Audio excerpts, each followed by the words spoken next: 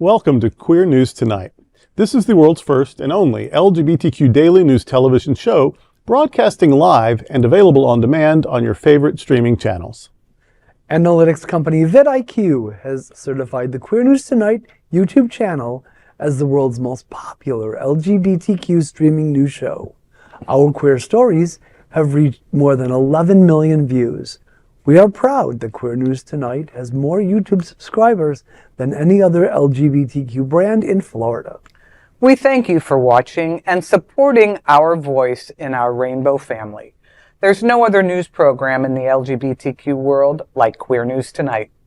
It is Tuesday, December 16th. We are live and literally out of the closet and into the headlines. So many of your important stories we will tell this evening on Queer News Tonight.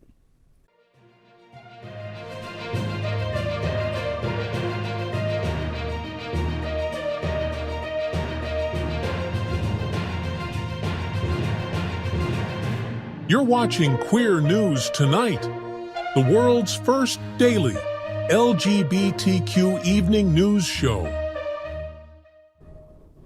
Welcome to the world's most important LGBTQ evening show. Hot Spots Magazine Happening Out Television Network is a non-profit 501c3 media company in the same model as PBS and NPR, but created for the LGBTQ community. Our nonprofit mission is to support the 11 pillars of our community. We want to inform and educate the key issues of lesbian, trans, Latino, Black, healthcare, seniors, students, faith, social justice, business, and queer culture. Help us support our diverse community.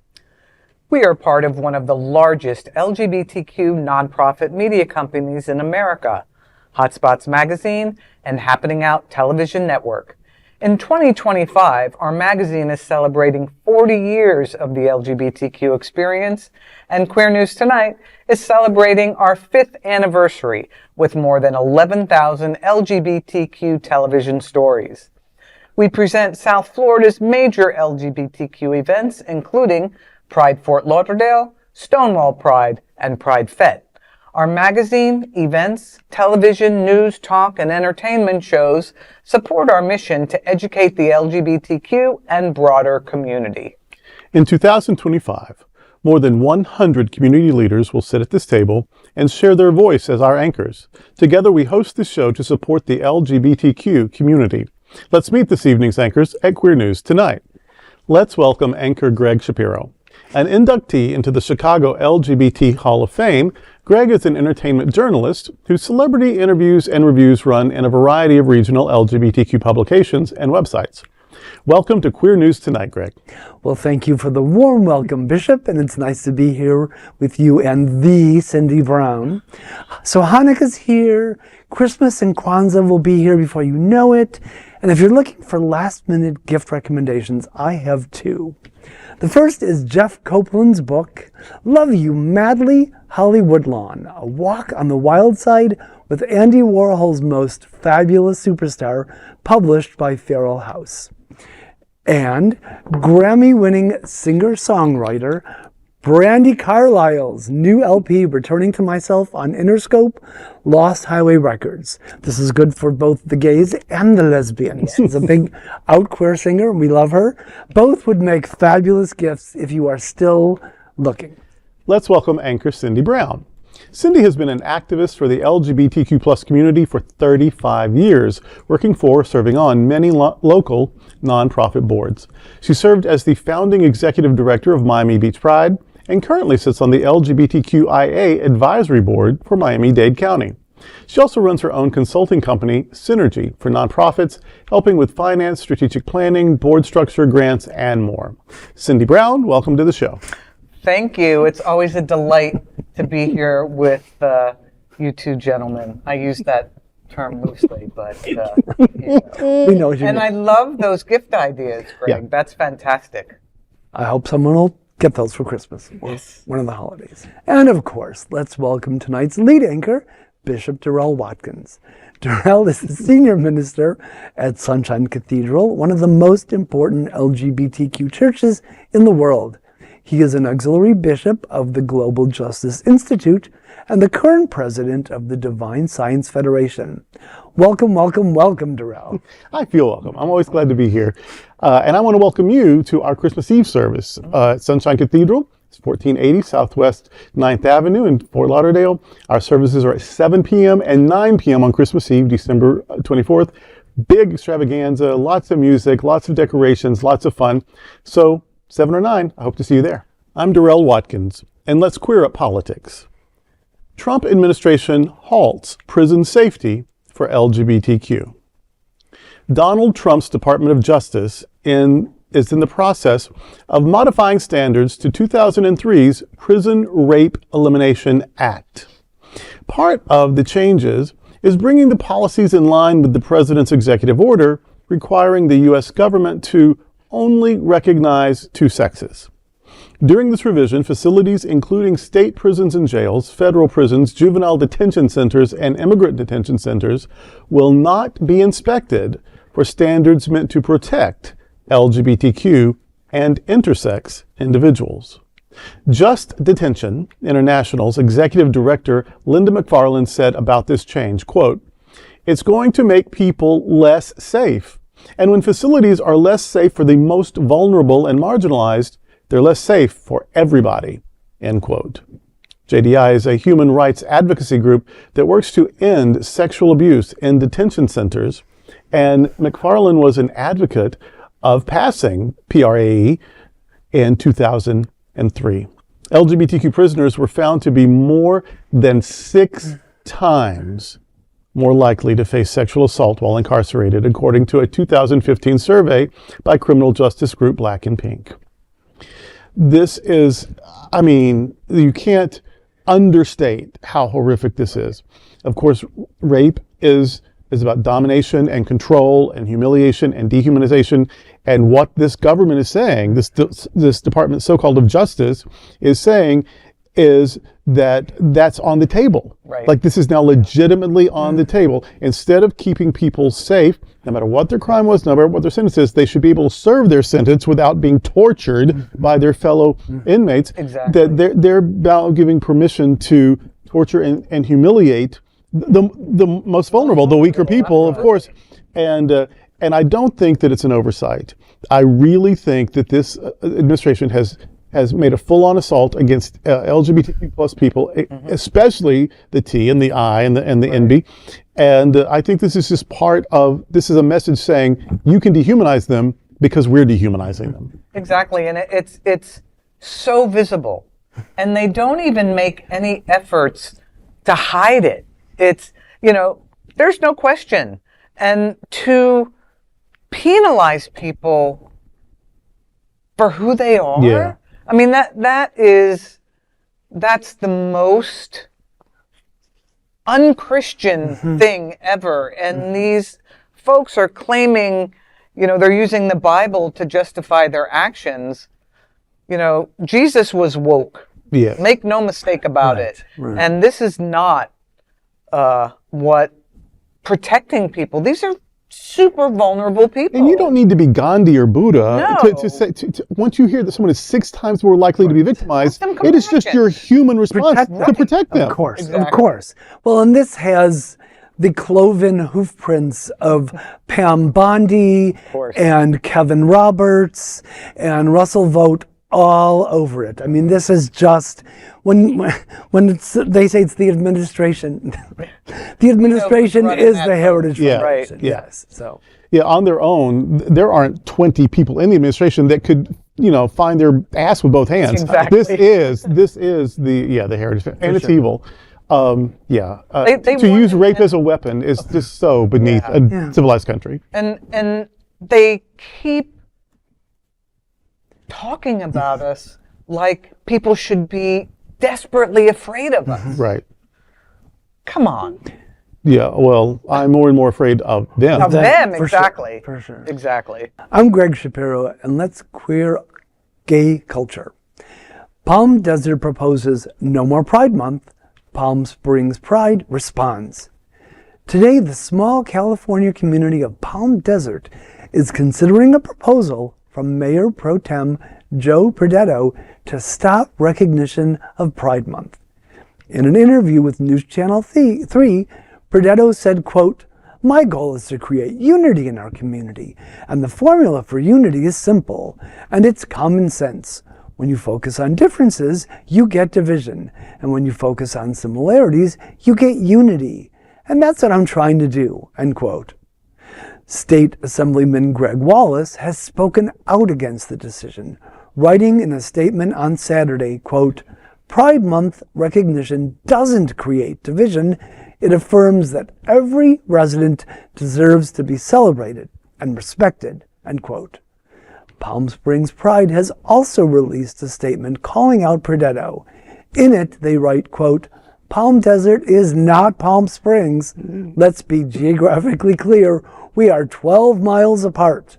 The proposal by Palm Desert Mayor Pro Tem Joe Perdetto and supported by the mayor to eliminate the city's official recognition of Pride Month and remove the city's Pride banner is not an effort towards neutrality. It is a short-sighted political maneuver that prioritizes grandstanding over local representation, end quote. Well, what a golden opportunity for the Palm Springs LGBT population to increase in size. I think that would be great. Yeah. And Perdetto sounds like something DeSantis would have shit out during a particularly explosive bowel movement. I mean, sounds like he's right from the pages of the DeSantis handbook. I think that during Palm Springs weekend, you know, Palm Springs always has these amazing events for the LGBT community.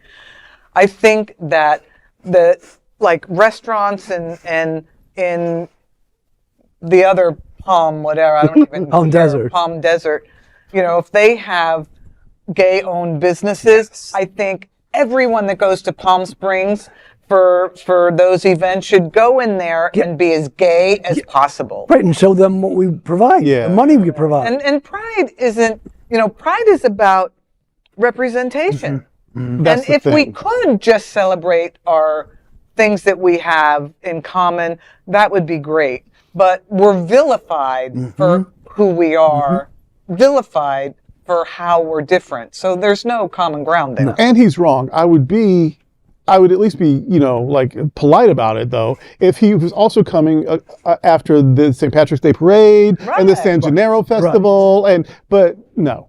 So he's not afraid of division. He's afraid of diversity, Exactly. and he's talking about unity, but erasure is not unity. It's not unity just because you've erased everyone who provides any diversity. That's just repression and oppression and silencing and erasing people. So yeah, this isn't about bringing people together. It's about making people be virtually non-existent. Right. Yeah, and that's why I say, erasure, you know, flood that town for sure, and make it gay, whether you like it or not. Right. Communities bring unique gifts to the overall thing, and so to celebrate the uniqueness and the giftedness and the culture of any group, that's not a problem. That makes the whole thing richer and better. Of course. You know, our country's motto used to be, "Out of many, we are one." Si pluribus unum. And that, I believe that. For sure. And this, you know, no offense, Bishop, but in God we trust?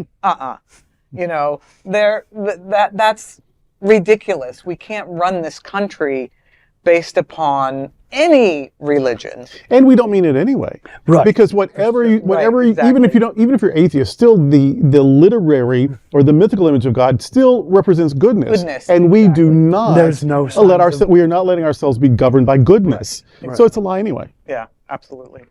I'm Cindy Brown, and let's queer up South Florida and Florida. After DeSantis bans inclusive street art, St. Pete installs Progress Pride bike racks. The now infamous Department of Transportation policy change calling for the removal of Pride-themed crosswalks has seen pushback from many state and local governments. Here in Florida, Governor DeSantis has been persistent in forcing the removals of 5 street murals celebrating Pride or other minority groups. The town of St. Petersburg saw the removal of not just rainbow crosswalks, but also a Black History Matters street mural, a street mural celebrating common ground in the community and others. St. Pete Mayor Ken Walsh wanted a way to continue to honor the marginalized residents of the area. So the city has installed 11 Pride-themed bike racks. In an email to the City Council, the mayor's chief of staff, Jordan Doyle Walsh, wrote, quote, "We were excited that there was consensus around one of the administration's proposed actions discussed during the previous Committee of the Whole meeting and other forums regarding city and community response.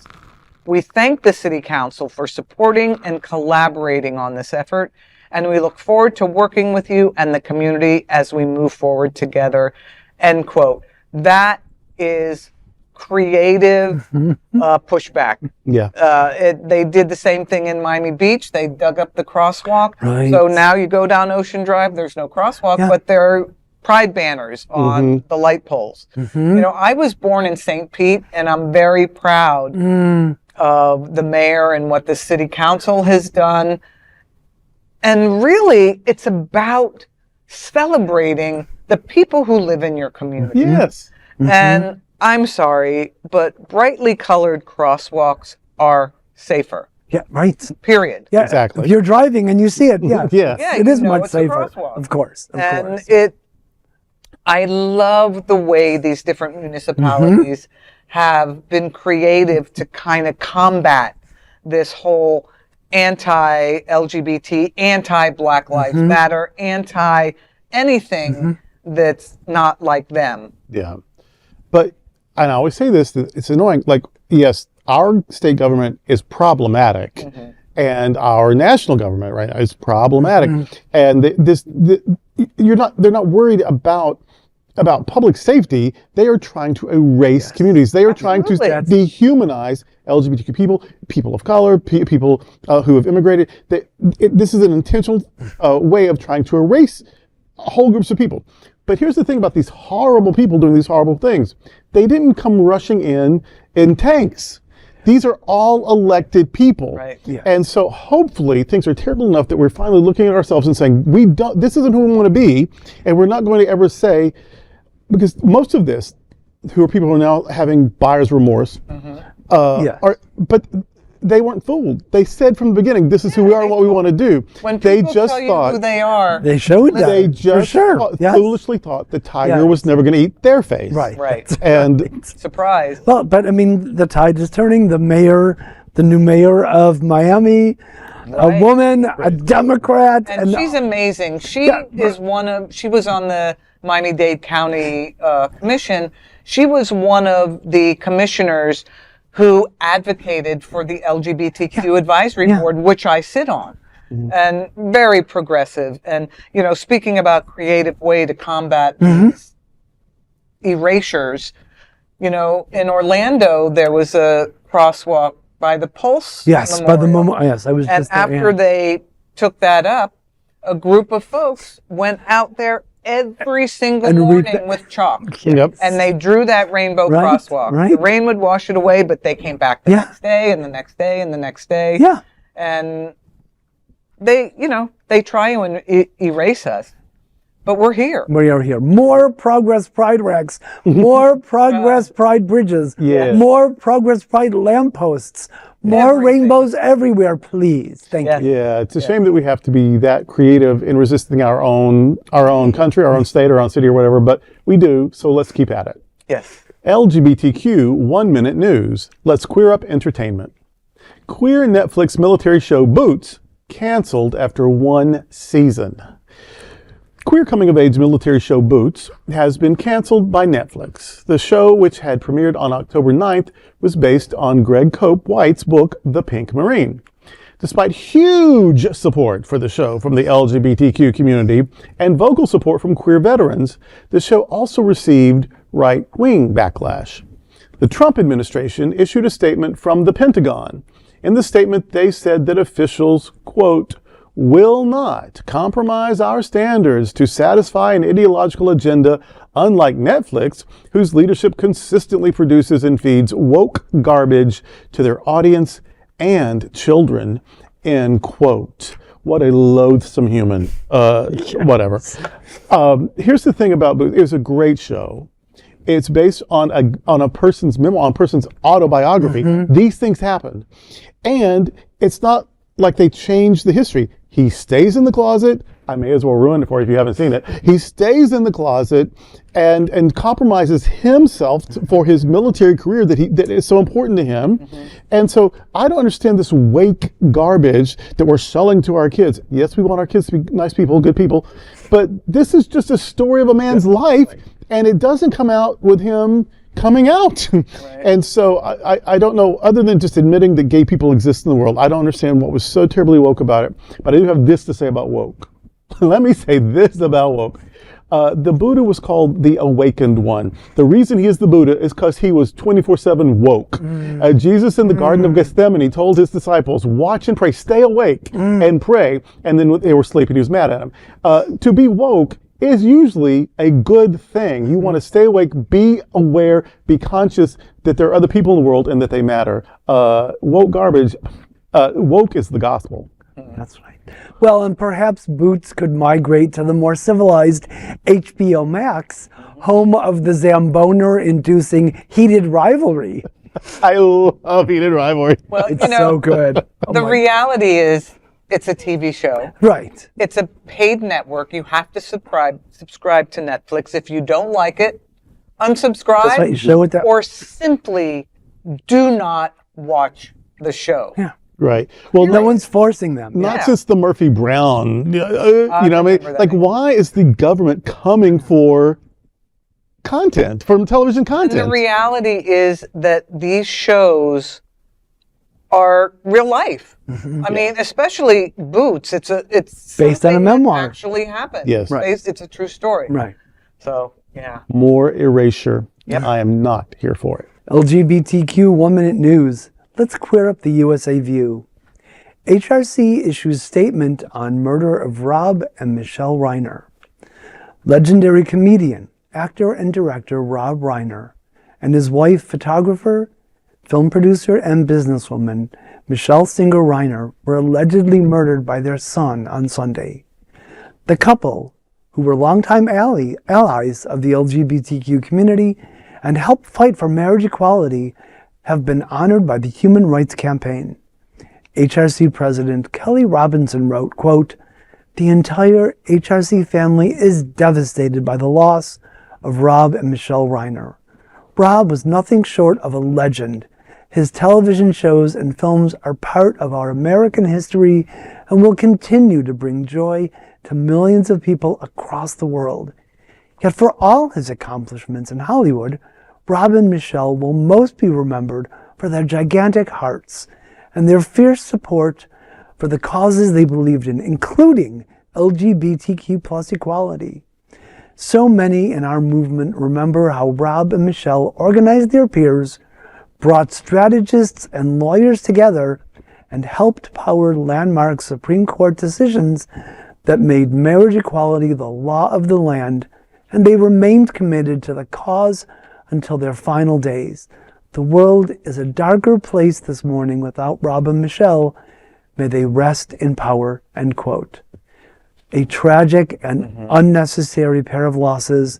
There are simply no words. Right. And, you know, people like Rob and Michele who used their notoriety and their money to really help marginalized groups and to make sure that people heard. You know, when people who are elevated to that level, when they speak, people listen, and it is a big loss. Norman Lear with All in the Family. That's where, of course, I was first introduced to Rob Reiner. Before he became an iconic director, he was part of a show that sort of put a mirror up against, up to all of the racism and sexism and homophobia and classism, all the terrible, and he was the conscience, really. And later on, they wrote him to write him out, made him go crazy and wrong. But for the bulk of his time, he was the conscience of the show.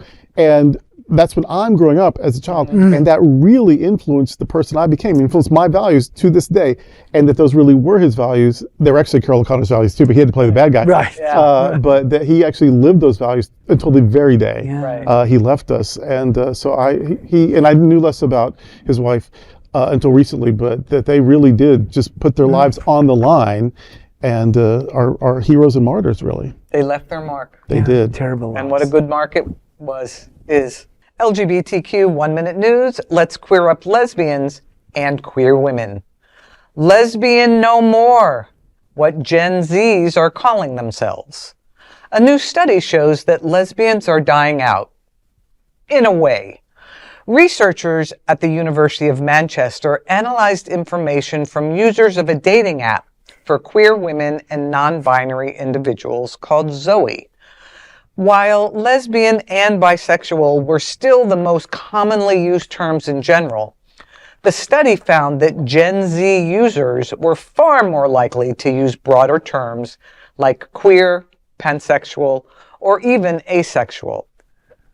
Dr. Francesco Rampazzo, lead author of the study, said, quote, "Younger generations are showing us that sexuality is not a fixed category. It is a spectrum. Across the world, many young people are comfortable describing their identities in diverse and fluid ways," end quote. I have to say, I'm a proud lesbian, and I will identify as a lesbian until I die. And that will be one less lesbian identified person in the world. But, you know, there are a lot of older lesbians who feel like there are, you know, the lesbian identity is being completely erased, and it's being put into a mishmash of kind of anything goes, and that the lesbian identity, women who love women and only women who love women, we're lesbians. And, you know, I'm not Gen Z. I'm at the tail end of the baby boom, so don't blame me for all the baby boomer stuff. I identify as a lesbian, and many of my older lesbian friends feel that this is something that is, you know, the younger queer women are trying to erase lesbians. Well, I would say this. For the love of Sappho, you Gen Z zombies, please don't abandon the word lesbian. Respect the history. Yes. Yeah.